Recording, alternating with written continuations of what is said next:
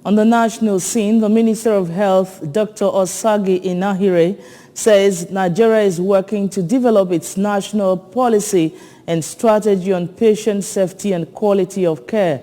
The minister, who was speaking at the ministerial briefing to commemorate the 2022 World Patients Day in Abuja, is expectant that the policy will be completed and launched this year, so that it can be deployed for use in all health facilities at all levels of care. Princess Ekuyajide fired this report taken from her.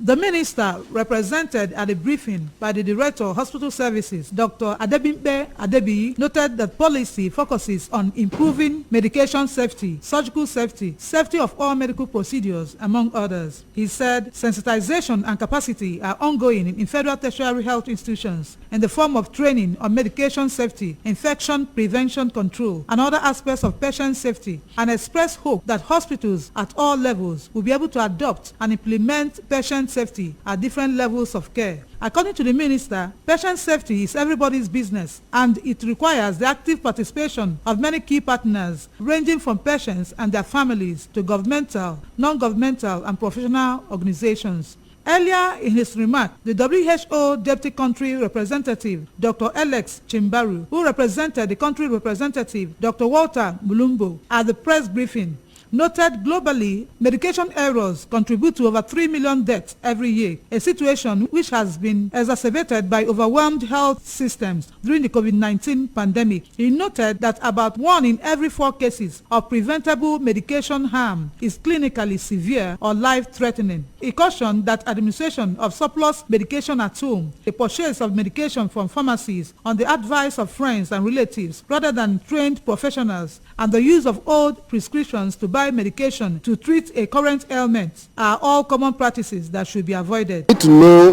the drugs you are consuming. You need to know the consequences of these drugs.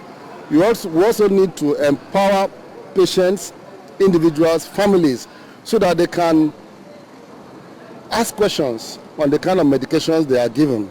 And also today, WHO wants to raise awareness globally, not only in our country, but globally. And that is why we're doing this celebration. In her speech, Nunyoya Williams of Orasa Health Trust held the national policy patient safety, which according to her will address the breakout of some ailments caused by errors in the healthcare system. She urged Nigerians not to be afraid of seeking professional assistance owing to poverty, as there are institutions that ensure access to quality healthcare delivery.